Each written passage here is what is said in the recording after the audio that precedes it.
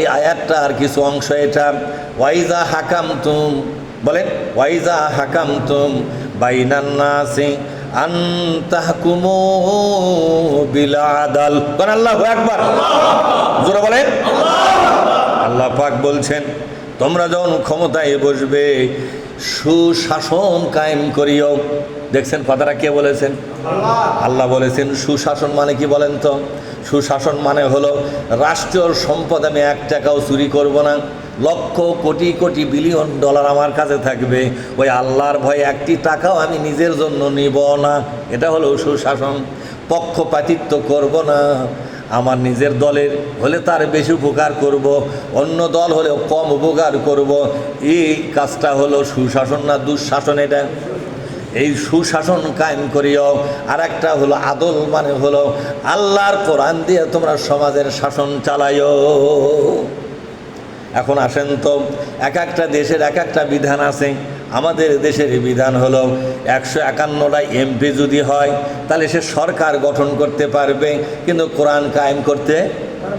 ভালো করে শোনেন, 151 জন এমপি হলে সুশাসন কায়েম হবে, সরকার কায়েম হবে, সুশাসন কায়েম হবে, কিন্তু কোরআন কায়েম হবে না। বলেন তো কোরআন কায়েম হতে গেলে কত এমপি লাগবে?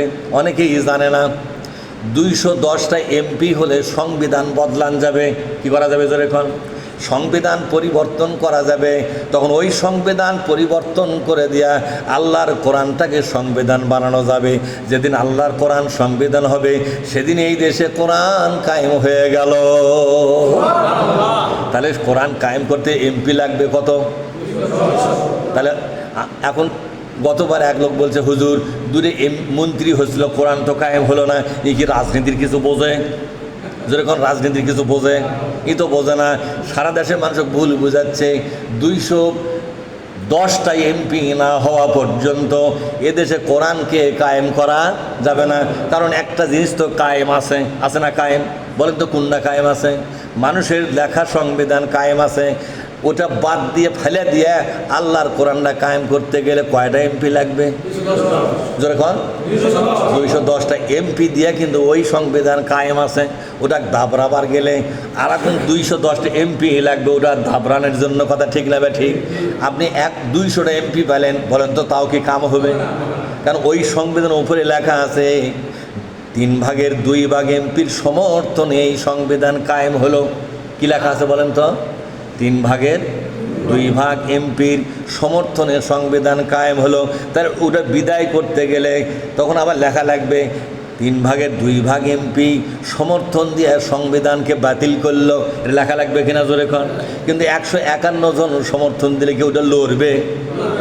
জোরে খন লড়বে? তখন সংবিধান সমানে সমান হওয়া লাগে কিনা জোরে খন? 210-এর বিরুদ্ধে কয়জন লাগা লাগবে? 210। শরীরের শক্তি লয় তো, আইনের ব্যাপার। এটা কিসের ব্যাপার ধরে? মেম্বার সাহেব ঠিকই বুঝেছে, এটা আইনের ব্যাপার। এই জন্য বাংলাদেশে এই ইসলামের পক্ষের নেতারা যদি 151 জন এমপি হওয়া পারে তাহলে আপনার এই দেশে সুশাসন কায়েম হবে। কি হবে জোরে কন? সুষম বন্টন হবে, সুশাসন কায়েম হবে, এদেশে ঘুষ বন্ধ হবে, দুর্নীতি বন্ধ হবে, চাঁদাবাজি বন্ধ হবে, মদের দোকানগুলো বন্ধ হয়ে যাবে, এরপরে বিড়ি সিগারেটের ফ্যাক্টরি বন্ধ হয়ে ওটা গার্মেন্টস হয়ে যাবে। কি হয়ে যাবে যারা এখন? তখন ফ্যাক্টরিতে চাকরি করা লোকগুলো তো খালি হাতে বিদায় করা যাবে না, তাদেরকে একটা কর্ম দেওয়া লাগবে। আগে বিড়ি বানাচ্ছিল, এরপরে গার্মেন্টসে পোশাক বানাবে তারা। চাকরি ঠিকই থাকবে, খালি কাজটা বদলে যাবে। তোমরা বলবেন না এরকম চান কি চান না? জর্দার ফ্যাক্টরিতে 5000 লোক কাজ করে, 5000 লোকের চাকরি কারোই যাবে না। জর্দার ফ্যাক্টরি আতরের ফ্যাক্টরি হয়ে যাবে, কাপড়ের ফ্যাক্টরি হয়ে যাবে, ওষুধের ফ্যাক্টরি হয়ে যাবে। লোক আরও বেশিই লাগবে, ওই 5000 দিয়েও তো হবে না। তার মানে সারা দেশের মানুষকে আমরা বেকার বানাবো না। যারা চাকরি মদের দোকানে করুক, ব্যবসাখানায় করুক, কিংবা বিড়ি ফ্যাক্টরিতে করুক, যেখানে চাকরি করুক, আমরা বলা হবে 151 জন এমপি যদি কোরআনের পক্ষের হয়। কার পক্ষের? একটু বিবেক দিয়ে বলবেন কার পক্ষের হয়? কোরআনের পক্ষের যদি 151 জন এমপি খালি হতে পারে, সরকার কায়েম হবে। সরকার কায়েম হওয়ার কারণে সংবিধান বদল হবে না, তবে সরকারি হুকুমে যেগুলা কাম শুরু হয় সেগুলা কিন্তু সবই শুরু হবে। সুবহানাল্লাহ পাঠ করেন। সংবিধান বদলান বাদ দিয়ে আরও কিছু কাজ আছে না নাই জোরে কর। কারণ সংবিধান বদলে কিন্তু মদের লাইসেন্স বাতিল করা লাগবে না, ওরা সরকারি নির্দেশই হয়ে যাবে। তাহলে আমরা যদি ক্ষমতায় যাবার পারি, বিড়ির ফ্যাক্টরি উৎপাদন বন্ধ হবে, ওই জায়গাতে অন্য ফ্যাক্টরি আমরা চালু করে সব লোকের চাকরি হয়ে যাবে। সুবহানাল্লাহ বলবেন না? সেই জন্য আল্লাহ তাআলা বলছেন, ও দুনিয়াবাসী, তোমরা তোমাদের সমর্থন দিয়া ওই নেতাদেরকে ক্ষমতায় পাঠাও। আনতাহাকুমু বিল আদাল, বলেন আনতাহাকুমু বিল আদাল, যাতে করে আল্লাহর কোরআন দিয়ে সুশাসন কায়েম করতে পারে। এরকম চান কিনা আপনারা বলেন তো? সবাই তো চান ইনশাআল্লাহ। এবার আল্লাহ তাআলা বলছেন, এবার ইন্নাল্লাহা, দেখেন এখন একটা সুন্দর কথা আল্লাহ বলছেন, ইন্নাল্লাহা নি'ম্মা ইয়াইযুকুম বিহি, এই উপদেশটা, এই পৃথিবীর সর্বশ্রেষ্ঠ উপদেশ আমি আল্লাহ তোমাদেরকে দিলাম। দেখছেন, এই কথাটা কোরআনে অন্য কোথাও নাই, এক জায়গাতে আছে। ইন্নাল্লাহ, অবশ্যই আল্লাহ তাআলা, ইন্না মানে অবশ্যই, আল্লাহ তাআলা নি'ম্মা, এই দুনিয়ার সর্বশ্রেষ্ঠ, এই মহাশূন্য আকাশ ও পৃথিবীর ভিতরে এর চাইতে বড় কোনো উপদেশ আর হয় না। এর আরবি হলো নি'ম্মা। আরবি কি বলেন তো? নি'ম্মা, সবার সেরা একটা উপদেশ দিয়ে দিলাম। ইয়াইযুকুম বিহি, এটা আমি আল্লাহ ওয়াজ করলাম তোমাদের কাছে আমার কোরআন দিয়া, এর চাইতে বড় ওয়াজ আর হয় না। সে ওয়াজটা কি বড় ওয়াজ কোনটা বলেন তো? বড় ওয়াজ হলো তোমরা এমন একটা নেতা পাঠাও, এমন একটা সরকার গঠন করো, যেই সরকার এই দেশে সুশাসন কায়েম করবে, মদ বন্ধ করে দিবে, জেনা ব্যভিচার বন্ধ করে দিবে, বেশ্যাখানা বন্ধ করে দিবে, বিড়ির ফ্যাক্টরি বন্ধ করবে, জর্দার ফ্যাক্টরি বন্ধ করবে, গোটা দেশটার মধ্যে একটা ইসলামী পরিবেশ তৈরি হবে। এরকম মানে সরকার। ইন্নাল্লাহা কানা সামিআম বাসীরা, নিশ্চয় আল্লাহ সব শোনেন এবং সব দেখেন। এই কথার মানে কি বলেন তো?